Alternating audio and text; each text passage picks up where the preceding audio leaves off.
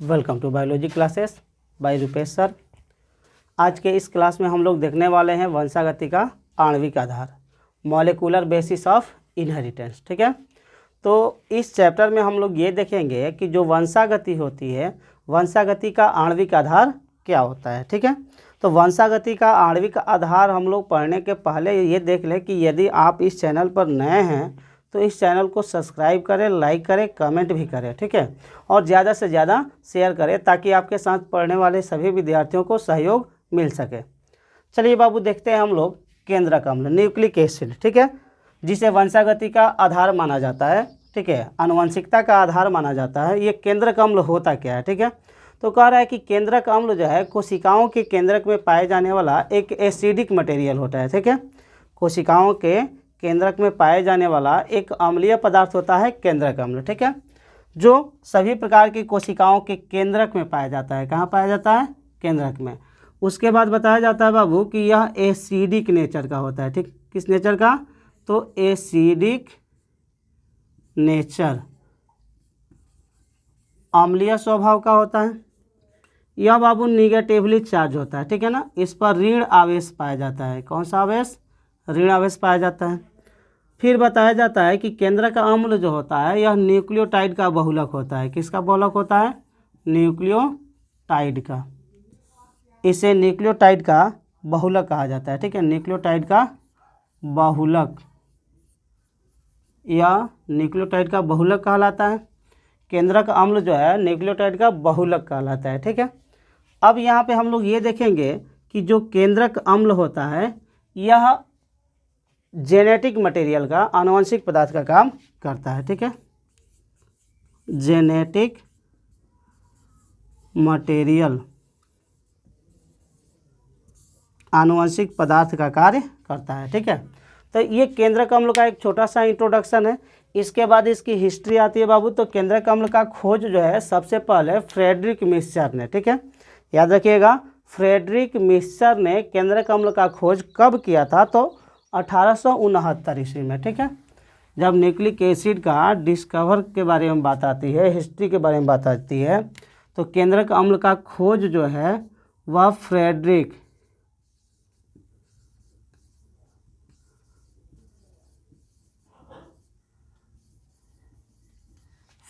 Mixture ने कब किया था बाबू? तो 1869 ईस्वी में। ठीक है, 1869 ईस्वी में केंद्रक अम्ल का खोज किया गया। कहाँ किया गया? तो हॉस्पिटल बंडेज। हॉस्पिटल बंडेज समझते हैं आप लोग कि जब किसी सर्जरी का ड्रेसिंग किया जाता है, जब किसी घाव का ड्रेसिंग किया जाता है तो वहाँ पर कॉटन लगाया जाता है। ठीक है, और उस कॉटन में क्या होता है, जब उस कॉटन को हटाया जाता है तो उसमें पस सेल, मवाद कोशिका जो है चिपक जाती है। ठीक है, तो उस मवाद कोशिका को कलेक्ट करके, कौन कलेक्ट कर रहे थे? तो फ्रेडरिक मिक्सचर। ठीक है, तो फ्रेडरिक मिक्सचर मवाद कोशिका को कलेक्ट कर और उसका एनालिसिस किया करते थे, उसका जांच किया करते थे। तो उन्होंने देखा कि इस पस सेल में, मवाद कोशिका में एक एसिडिक मटेरियल है। ठीक है, एक अम्लीय पदार्थ है, और उस अम्लीय पदार्थ को उन्होंने क्या कहा बाबू? तो न्यूक्लिन कहा। क्या कहा? न्यूक्लिन। बाद में एक वैज्ञानिक आए बाबू जिनका नाम क्या था? तो अल्टमान। अब अल्टमान ने क्या किया? तो इस न्यूक्लिन को क्या कह दिया? Nucleic acid. Nucleic acid. ठीक है, तो खोज किसने किया केंद्रक अम्ल का? फ्रेडरिक मिक्सचर ने। ठीक है, खोज किसने किया? Friedrich Miescher. नाम किसने रखा? अल्टमान ने। ठीक है, तो बात जब खोज की आती है तो नाम आता है फ्रेडरिक मिक्सचर का। ठीक है, तो केंद्रक अम्ल का खोज जो है फ्रेडरिक मिक्सचर के द्वारा 1869 ईस्वी में किया गया, और उसका नाम न्यूक्लिन रखा गया, जिसे बाद में अल्टमान ने क्या कह दिया कि यह क्या होता है बाबू? एसिडिक नेचर का होता है, जिसके वजह से उसका नाम केंद्रक अम्ल पड़ गया। ठीक है, तो केंद्रक अम्ल का नाम अल्टमान ने रखा और खोज फ्रेडरिक मिक्सचर ने किया। अब आपको पता होगा कि जो केंद्रक अम्ल होता है यह दो प्रकार का होता है। ठीक है, केंद्रक अम्ल दो रूपों में पाया जाता है। कौन कौन बाबू? तो डीएनए और आरएनए। केंद्रक अम्ल दो रूपों में पाया जाता है, डीएनए और आरएनए। तो अब यहाँ पे हम लोग ये देखेंगे कि जो केंद्रक अम्ल होता है वो बना किसका होता है, ठीक है। केंद्रक अम्ल का केमिकल कंपोजिशन क्या होता है। तो केंद्रक अम्ल के बारे में हमने बताया कि केंद्रक अम्ल जो है वह न्यूक्लियोटाइड का बहुलक होता है जो कार्बन, हाइड्रोजन, नाइट्रोजन, ऑक्सीजन और फास्फोरस से मिलकर बना होता है। तो अब हम लोग यहाँ पे देखेंगे कि जो केंद्रक अम्ल होता है उसका केमिकल कंपोजिशन क्या होता है, ठीक है। केंद्रक अम्ल अर्थात न्यूक्लिक एसिड का केमिकल कंपोजिशन क्या होता है, ठीक है। चलिए देखते हैं, टेंशन लेने की ज़रूरत नहीं है। आप लोग इस पीडीएफ को biology by Rupesh sir Telegram जो चैनल है वहाँ से आप प्राप्त कर सकते हैं, क्योंकि हम जो भी पढ़ाते हैं वो टेलीग्राम का जो चैनल है मेरा बायोलॉजी बाय रुपेश सर, वहाँ पे डाल देते हैं। वहाँ से आप क्लिक करके ले सकते हैं पीडीएफ और यहाँ से आप वीडियो एनालिसिस कर सकते हैं। चलिए देखते हैं केंद्रक अम्ल, ठीक है। न्यूक्लिक एसिड हमने बताया बाबू कि केंद्रक अम्ल जो है यह न्यूक्लियोटाइड का बना होता है। किसका बना होता है, न्यूक्लियोटाइड का। केंद्रक अम्ल न्यूक्लियोटाइड का बहुलक कहलाता है। अब बताया जाता है बाबू कि जो न्यूक्लियोटाइड होता है, ठीक है, यह दो रचनाओं से मिलकर बना होता है। न्यूक्लियोटाइड कितने रचनाओं से, दो रचनाओं से मिलकर बना होता है। पहला क्या होता है बाबू, तो पहला होता है न्यूक्लियोसाइड और दूसरा होता है फास्फोरिक एसिड।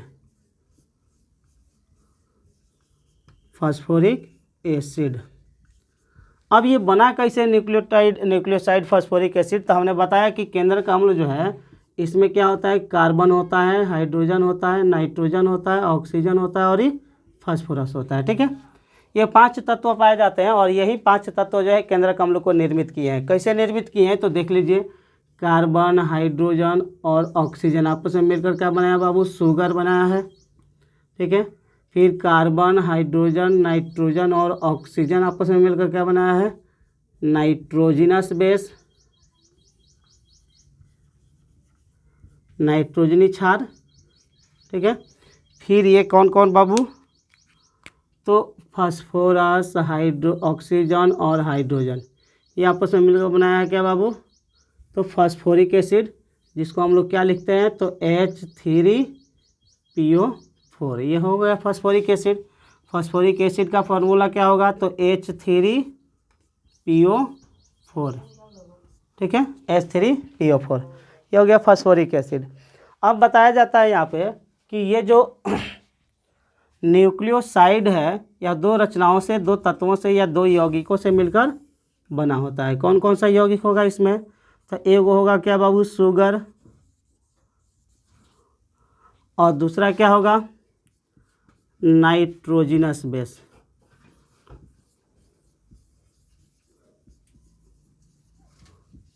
ठीक है, शुगर और नाइट्रोजिनस बेस। बताया जाता है कि जो केंद्रक अम्ल होता है उसमें 2 प्रकार का शुगर पाया जाता है, ठीक है। केंद्रक अम्ल में 2 प्रकार का शुगर पाया जाता है, ठीक है ना। कौन कौन शुगर होता है, तो एक होता है डीऑक्सीराइबोज शुगर और दूसरा राइबोज शुगर, ठीक है। यहाँ पे इसको हम लोग देख लेंगे,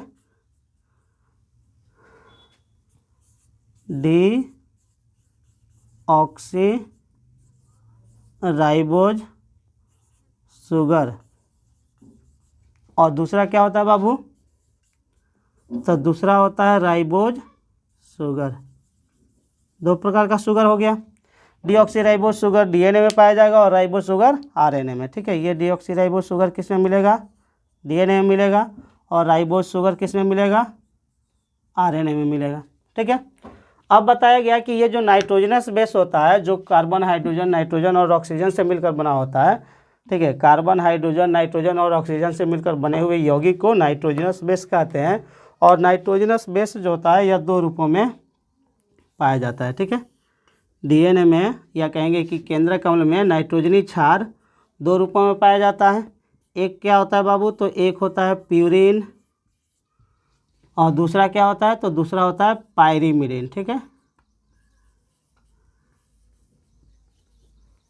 प्यूरिन और पायरीमिडीन, ये 2 तत्व हो गए, 2 कहेंगे कि यौगिक हो गए नाइट्रोजनस।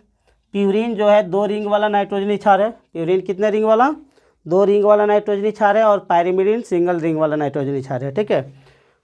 तो कह रहा है कि ये जो प्यूरिन होता है यह भी दो रूपों में पाया जाता है। दो रिंग वाला नाइट्रोजन क्षार जो है प्यूरिन, यह दो प्रकार का होता है। ठीक है, कौन कौन बाबू? तो एक होता है एडेनिन, लिख सकते हैं यहाँ पे एडेनिन, जिसको ए से सूचित करते हैं। और दूसरा क्या होता है बाबू? ग्वानिन, जिसको जी से सूचित किया जाता है। ठीक है, ये हो गया प्यूरिन। पायरिमिडीन जो होता है यह 3 प्रकार का होता है। ठीक है, पायरिमिडीन कितने प्रकार का? 3 प्रकार का। कौन कौन बाबू? तो पहला होता है थाइमिन,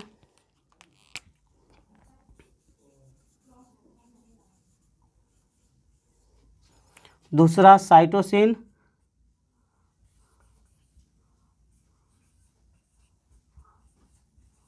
और तीसरा यूरासिल।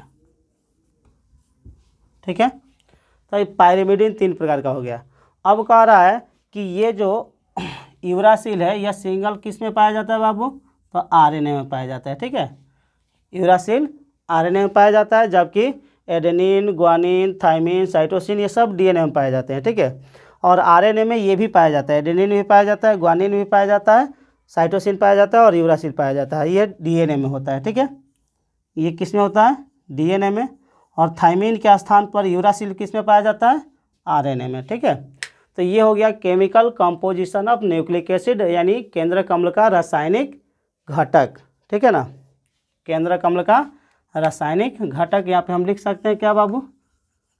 तो chemical composition of nucleic acid. ठीक है, केंद्रक अम्ल का रासायनिक घटक, जिसको नोट कर लेंगे आप लोग।